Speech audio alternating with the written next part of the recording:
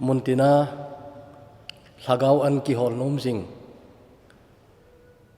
minumi pa gole pai tengle tu le chate ho pakai Yesus Kristus minin avelin salam kain bolkinen dunia thupi ding kaki gut lai hin thiwina chi na ding aban banin hong umin tuni jing jong hi thiwina khatna phat gamang chaya chi message hi recording kan bolkit wa hi in dunia thupi di wele thi na in sung an pha ting le ti ai thi na in sung an pha ting le ta sancha de kinep na bible chang amasan in siminge thupun bung som ne lekhat chang thuma pat chang sagi gei in siming kating suin keiman lal to na akun chun o sang ta thu ki sei ka jan wewin pathin chen na chu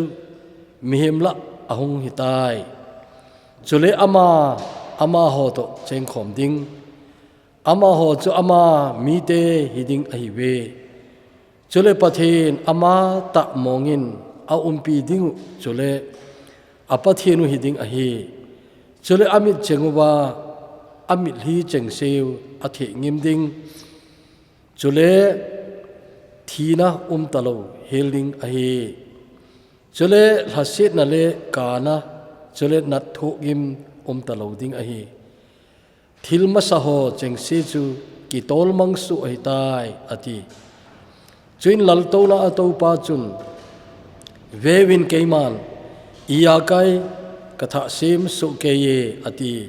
chinama chun sunin aji chu hi cheng hi ta san le thuta hi ati chin ka za hi cheng si chu ki chaya a hi tai ke alpha le omega akipat na le aki chaina ka hi adang cha achu hina tuina atui chu man bein penge azo chanin hi chengi aloding a hi keima apathin hing ting ama kachapa hi ding a hi pathina thu thing bon chawa ding in phathe ebu pitawen amen recording kain bol na umun hi akim vel ke hon ka control pha lo ai ji chun thilging hung jing ke ding a hin studio a thu kan sei masang se chu hi che hoi thu them ding hongai ding dan ai in aje chu recording ka bol masa lai chun chom cha khat ana cholun ka ti le ki pa ta ina cholun hi jong le chu avela bol kit ji lo hin to ne chu agin dan gingin tin mi ikoman na tong umai je chun studio tu to ka bol hi ka chai wa theina dingin tauna jong nei na ki thu pi diu hi mai in tin thinan na in sung an pha teng le ti hi tunia i thu pi diu cho hi in amasan keima hin kho ka tu tamlo chakhat in sei ma sang ka ting kum nga ho ka hi lain kanau numei khat kum ni ho hidinga hin kanu to ke ho thum bo chu in som ni ho bo na ven khada thom hau ta in kaumun kapa sepaya umai ji chun kum khat le khat vei mel ki mu bo ka hi ben hita chu thom hau ta kam la yu chun he che kanau kum ni ho hong hi pan chun la khat hi kanun ahil asajin a si ho na khel lang angel wantil ho len nagam ti khari to lai ki sa lam no ke tapun chela chu kanun ahil kanau chu na sajin chu ka he nei ai je kanau chu nat gang thim ta hin ong na in ong thi ta in che phar chun keini nu cha thom hau wal chu kanun kapute kholam lingsipaya ki chaupi tan pute kho ka ga taw nei pute ngai lut na kidang ta jong ka changu ve hiti chun ka sang khat a ta lo nu chun khat a hong pingin chayong chu nomei a hi in ama sa kanau chu hi le amin chu phatin ning kitia hin pute kho ki cheng chu kanau ding ani na hung ping chu pute min lovin kamlan ling ti kan samin ama jong chu kaneu lai ma mai je chun kumi jat chit ham ti kanu ka pa jong chu kana dong tapu in kumni ho chu tho ding ai school chu kai nai lo e ama jong chu nat gen theita thu in Imphal civil hospital district hospital kiti to Khoiramban area ko hi in cha hospital ana umlai chun he che nau chu kanulika pan leng vai ta in ane anga ujong zo levin ana zenubin aiwa na damdo zo tapun damdo zo loading chu hospital a thi sangin ti in langa ain pokita ben kanau athi zingka chu khowa masang a hi in he che chapang gen thei ta athi na ding nat na thua chu koi macha akom mo akap lo thei lo akap chiun ke cha kapa ka gin chu ka za nei no me ho cha kaw le jong akilo mo pui ka ti in ai wang kapa lom lomong ka wang chu kalunga tong kha thowin chapang hi jong leng tu chana jong hi ka gel do ting le he che jing ka chu zani to bangin ka gel do ji na lai nei ahin ke ho kong pil hin ngun ke jong kana to ding pakai na to na jong phatain kan pantan ka pa jong ki pa ji ma ma in ai 1985 kum June tarik som lengani chun kumni walzen kapan cancer natna gen thei ta thu zo nungin he che jing ka June tarik som lenga khowa ha nisa su nai lo chalai ta chun kapan ton sot gam chu ana zon ta nahi he che zo kum nga zo hin sorry kum som zo hin April tarik nga sang khat zaku som ko lenga ni chun kanun kapa ana chi masa na wan khopi chu kanun jong ana zon ta nahi kapa thi lai chun kanu na lai je chun kalung among na lai nahi kanu nei dal hawang chu achom hle jing tan athu je jong aha sama ma jengin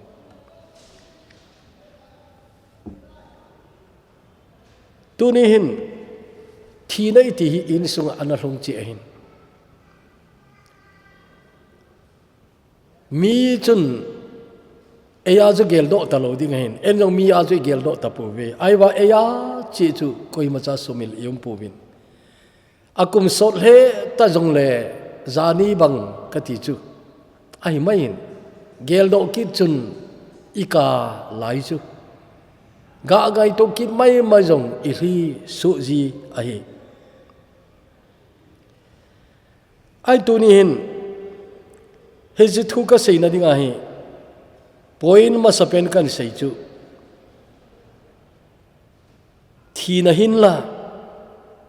in ko chu in sung chu ain phate te ji in ti hi point number 1 a hi keima in sanga thil su kan sei zo ta in a hi i madak ji ai poi he che wa noi le si hi pathen lung lai lo na leisit ahin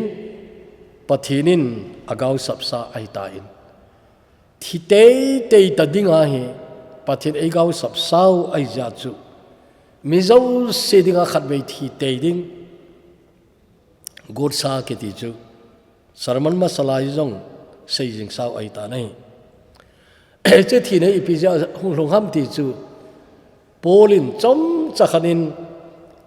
rombunga changsom le ni chun ana sei jo tan mi khat chon se jawa no ya chon se alut ahin chon se ja chon thi na hung lut ahin che ya chu mi jo se chu he che thi na chun ei mat ai ta in koi ma cha asu chading ki ta lo hi che ya chun thi na ki ti chun I in sung ki ti chu hin phate te ding ai ai thi na in sung mi apui mangdan long chu akibang pui abang khat chu na thu gen thei ta so ta thu wa adam holong so ta ina zenuwa igen thei piu ta thi chu umun abang khat chu het man lo ka thi jing o chom cha khat be ki zen man le ki tikit ai wanga koi ma chan izen man ta lo abang khat chu huwa thi jing abang khat chu accident hung thi jing abang khat chu ai mut jing kai ga pho ai le khang ta lo ita chu thi jing cho chu langkhan chun awang phau jong isa lo thi lo ai nat thu lo hospital ki pole le lo doctor anga in ko te ki kun le lo wa hita thi jing ho wang chu awang phau ai ti lo thi ai po nei I pi yong le I thi ding dan jong I koi ma cha a leng thei puwin I pi ham khan chun I thi thau diu chu ai ta nei ai ni thi phar jong ki bangji pun lo kha cho akilomo sami iti thei diwa mata mi pa minu nunga gol hang chapang hita chu ana chi jing ta mitam ta umin cha te neu cha dal ha achi masa mi pa minu a umin tengle mi pa minu adei lai ta acha apom chimlo alop chimlo chelai ta chu thi jeng jong kinin abang chu nat gang taung thiloi abang kha chu accident ong thiloi cho jong chu da lo ai pi jong le he che thina chun mi an pha le a pha I main he che thina hi wang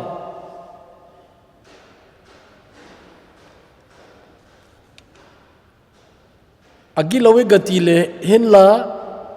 che chu pathin aum sa ai tai nu pakilung se ta zong a loi khenin chadei lai ta zong alamang si u cha ki ngai lu ta ni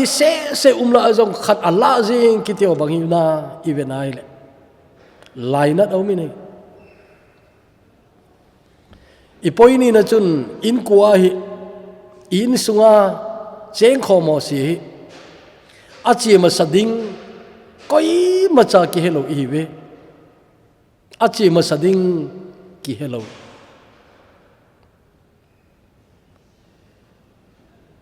in sungtina hi don son mun ana zon ma sading ko ya hidem ti ki donglen koi ma chan I hello di oi je chu pathin khuna umain pathin boin ahead ahi koi mai anunung mong ding ti yong thei poi ama satei te di ti yong thei poi aje chu che ho cha e ho program zaw lo ai e ho program a koi zong la chu ki boi thau di a che ma sa di hong ki zen do na che ma sa di amin ni pe bin ti yong le I boi thau di na ai a che chu pathin e ho ei dong lo we aman pha sa banga ala ma sa hi mai ai pi jong le khat vei ki khen te ding teng le gin chat sang a vai ma zo ki khen ki ding ti jong chu kyum ji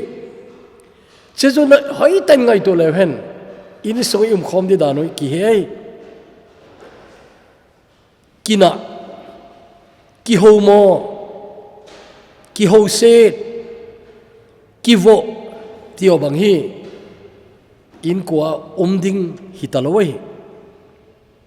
aje chu chom chakhat bo khom di hi nei tele achi ma sadi he loi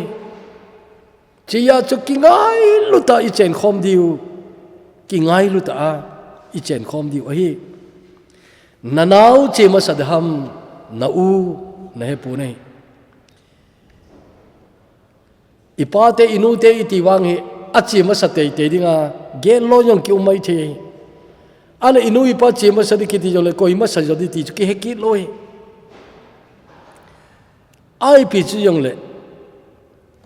heading chu tuni na kim na lai wi mai the ai wa chom kha jole kim ta lo di nom ta i chen khom nau in sung hin ki khen na ka na hung hlong ding ai chia chu su mi lo dinga dei umma ma jeng chu ni khat cha jong hi lung hai lo ta ni sa hlum sa lo di ilung han nau nisan alhum khum lo ding nu pa jong hi kingai dam lowa an kong zot lo ding kingai dam lowa zal khun zot lo ding aje chu lung hang pum pumani khati man chai di di ke wang pamai ka sa ne ya chu nu pa hin kho bul ti la pat nu pa ki hil ding che chu ai ni khat cha jong kilung nop mo ta ni khat bei sa lo ding ti hi hita chu hin kho mangla chun akithi san yom tiang jong le nadam na la ya nakisi na di tam lo ding hi ai wanga kina jinga kingai dam lowa kithi san ki umtale awai no nga kisi na kiti nama ma ding ka ging cha nei nama ma ding hi hizia chu damlaya hi kisi lo na ding ti ngai to mai ngai ka ti ken kisi lo na ding che chu phata ngai to mai ding hi athum na chun in ko khat in sung khana i chen khomu hi khol jin ngen cha mal jin ngen cha in sung khana khom i bo we ti ngai to ngai hi aje ta san cha ten ki chen ta he no chu he che lei se di i khol jin na gamu ai bo wi nei lei se na hi mal jin ka hi na ane mal jin ngen cha chen khom ki ti chu i bo na hi mal jin ngai ta hi dingin ki go le ti de ka sa in mal jin ngai ta khen nung teng iki khen nung teng jong le su mila na lo ding nang ma min na gel do teng le na una na win na in sumi ten nang ma na gel do teng le o ama chu na lai le o ati the dinga na it ta hin kho mang le ti i de nei tolaya pathin tu sei tam ta in sung o chat ta asai jing ke yu kenon kana sei kha jing chu nowa in sung hin kito ta cheng khom in sungai ji chun akhangu chu khang kilo ta pathinin mihem ka sem ka kisi tai ati lewa mihem te sit lai jong le nowa te in sung chun pathin long lai na mu win ai ai ni sungoi pathina vet le anlung hi damai ti chu mu the ai long lai ai hi ya chun mihem te khang chola su mang dinga go ai tan mihem atha sem ki ti chu a program che hel lo ding ai chia chu alui zau se khat be he to bang khangi lo ta chu su mang di atina chun khang hong ki di azok ma ding chun nowa ki di chu pathin an leng do in kong in nei kisa in ti in pathin asolin nowa in pathina kona thupi amu chu achate ko ma asayai le achate khat chan ani lo hin te ka ti mai nai a bible che o detail che umpui ai ban apaun pa pathina ko na athuza cheng se chu apa wa ko ama hon ata sanjing wa ta cha apa to ki tho phat ta chu hung pang khomi din gin chan umine je chun genesis bung sagi chang khari bible chang kipapi ta khat ahin pathinin nowa za nangle na in sumi te kong sunga lu tawin ati lai chun khat cha ki hol mo lovin achapa thumte amonu mo thumte amani nu pa mige cheho chu khat cha ki holmo umlovin kong sualu nading atini chun alur kim so keyu nahi tunin sarmanda kasai jing keyin nowa chon le kong in ne cho asai kum zakat le kum somni lom lu na asai tuni ayo pihi ka venai le kong in ne ke sa un 80 jong le ginchan aki umpo nei chemala achun tuni hin kangai to khat umji cho pathinin kong in nei ki ti chu ready made ei pe jong le apalu loading tam ta aki umin anu lom lu loading umkin nalai achanu te yung lu loading umkin nalai ita chu khat le ni in sumi ten anoi se penteo ai wa hagawa hin nei ho jeho bo chu lu dham teo chu tu la ngai to lo thelo ai nai hi chun kholzin la i wai le hi chele se chu ngai malzin even hi chun malzin ngai thei pen dingin ki golai hunti i deu nai nu pa jong hi ache ma sadi koi i wam ti ki helowa cheng khom i zana zal khun khana lagi khom la yu wa nei pi ha na in nei pwa ai mununga na changa na lung la gel ting jong le o hi che kai nei pi hi che kai nei pu hi ana che ma sading bang hitale amanung ke ding bang hitaleng ka kisi lo na ding in ti in he che mal jin hi na in sung khana chen khom sungai ki ngai lu ta khom ding ti hi ngai tu lo thai lo ngai tu te ding poi mo choi hi ali na in thina kiti hi khatwei thi dingai pathian cha tele ton so na hing ding i win thina in ei that zo lo dingai ai wa che thina hi khatwei thi dingai thupon a zawai sim na ma sanglam chu sim leu chen cha chun thina to thi khol kiti chu meidila apai tawe kiti thina kiti chu meidil hong ki pai dingai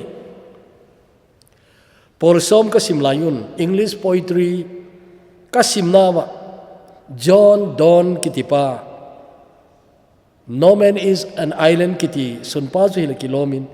chepa hin poetry khat ana sutchu ka syllabus yo ana khain a poetry min choile death be not proud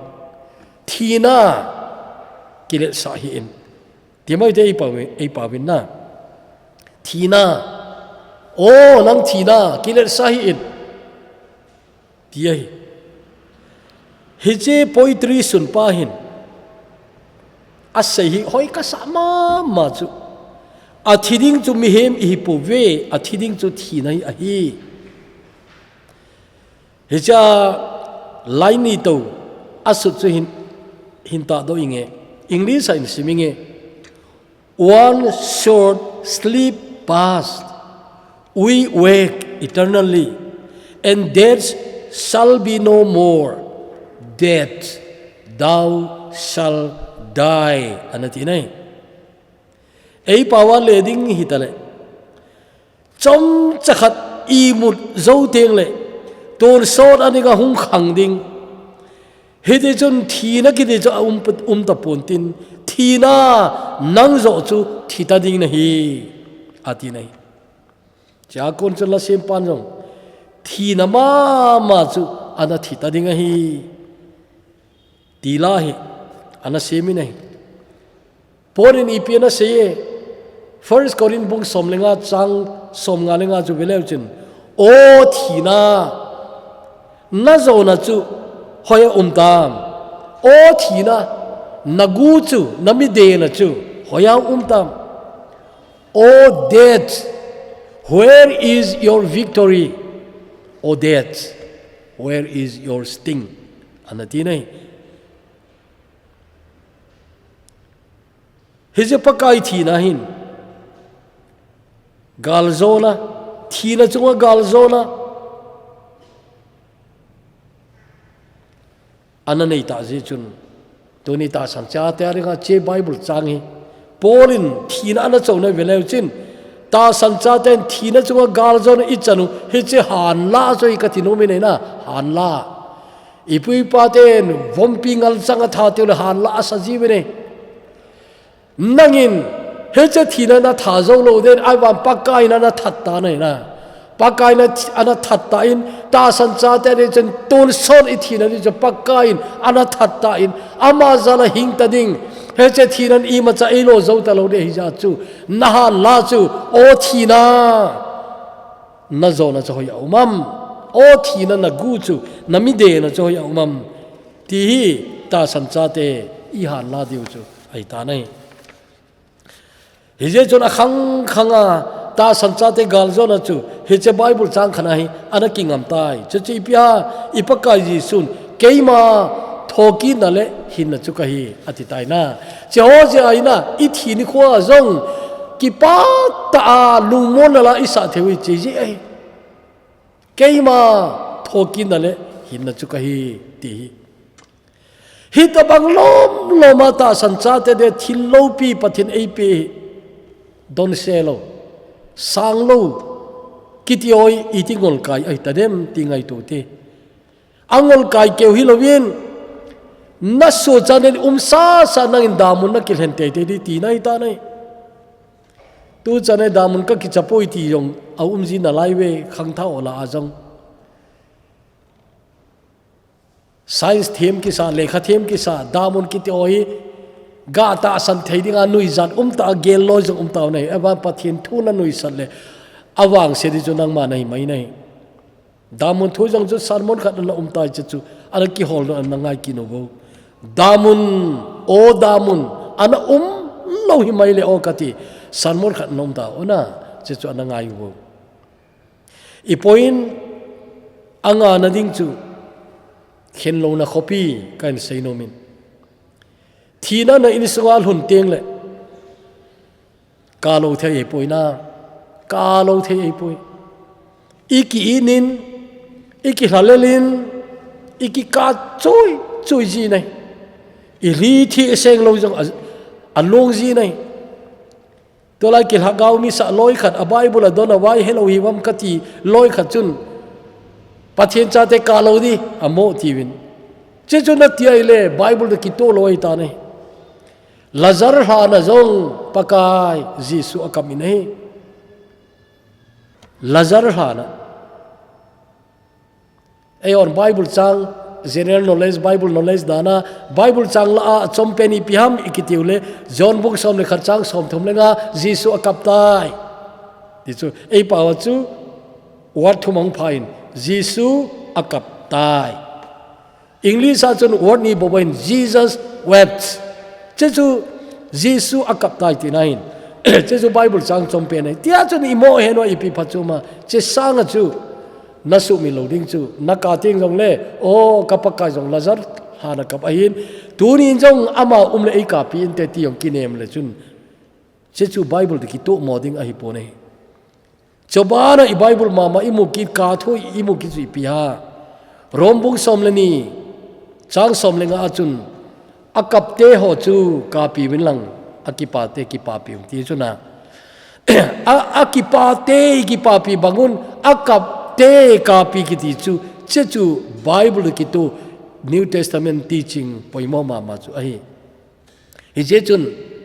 हगावी तो बंग हाद हि जोंग चिन कालो थेलो नदी औमी नहीं इकाव ही इलोंग हुई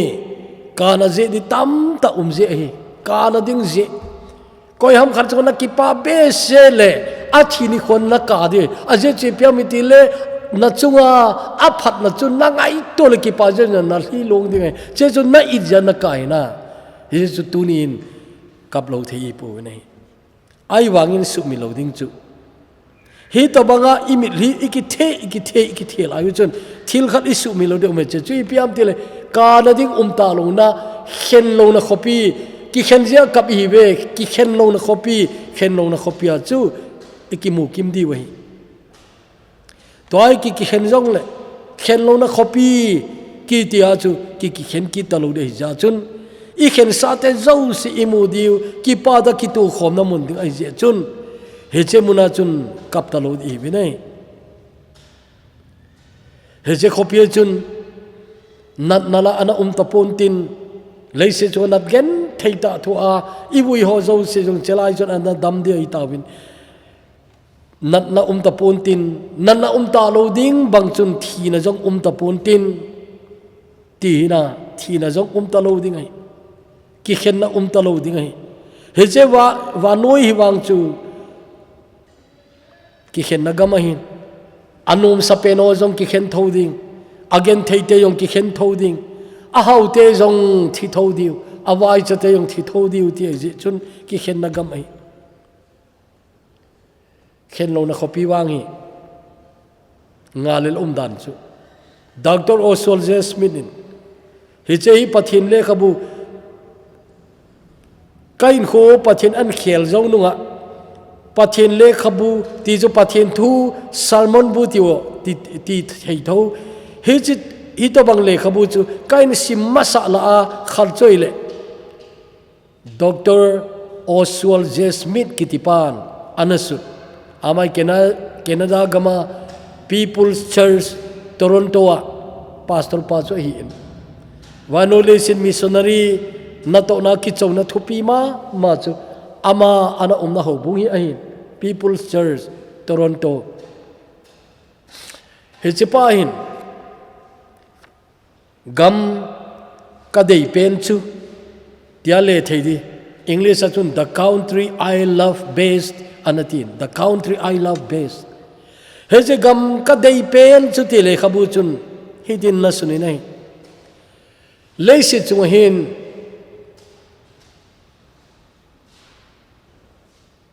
gam nom khopi thupi ki sei min thang tam ta umin che khopi ho mun tam ta jong chu kana chi tai hoiwang a hoi thei tang ye lo jong a lo pi thei le e hi jong le leisit ai na lai je chun ka che na gam zo sia chun hospital ana tho thovin songkul ana tho thovin hanmul ana tho thovin che ho na gam ki ti chu chamkim nai lo tin a hi ti chu azawai bible cha sim na chu veleu chin che ho chu khat cha ta lo dingai aje chu pathianin thil zo se keiman ka sim tha ai tai atina thil loi zo se ta lo ding atha a iya kai ka sim tha ai tai anatin che ana sim na gam chun hospital la ta lo ding songkul jong ta lo ding hanmul jong ta lo ding che chu keiman ka hangai pen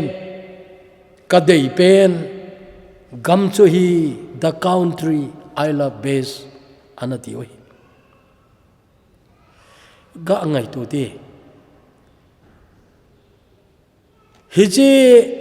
khen lo na khopia leng ho chu ni sawa angai tapon hawa zong angai tapon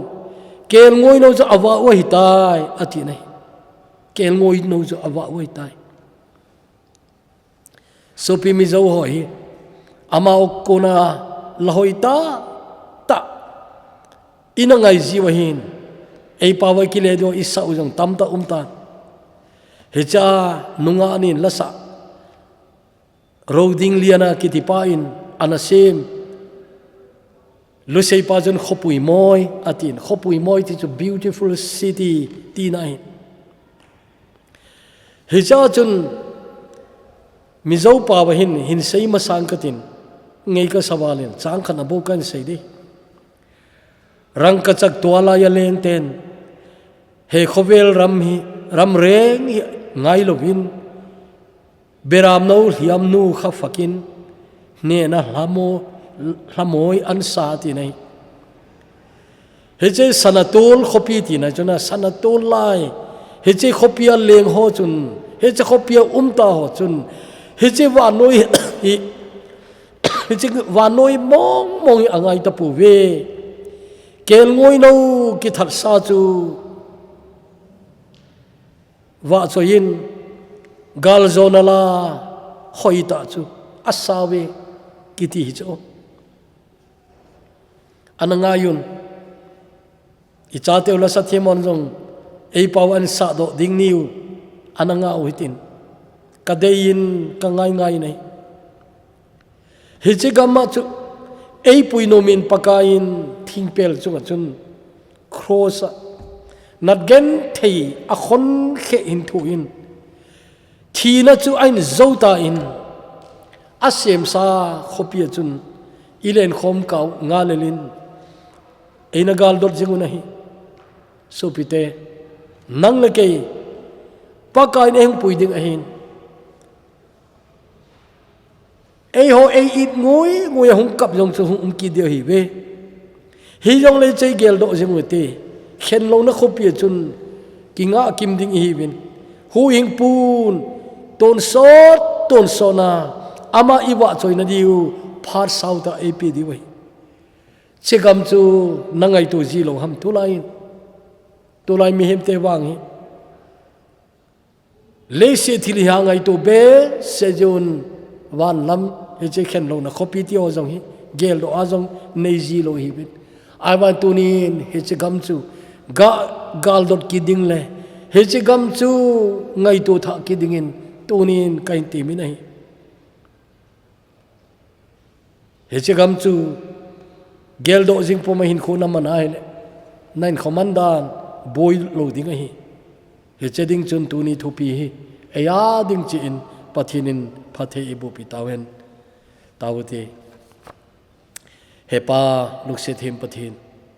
ka ki pa we tunin he che na sim sa gam lo pi kaluna diu gal dot pomin tunin che thui kan se nei thina wang hin kain sung chewi tai an pha mai to abandi koi ka hi diwam ti yong koi ma ka ki he po bi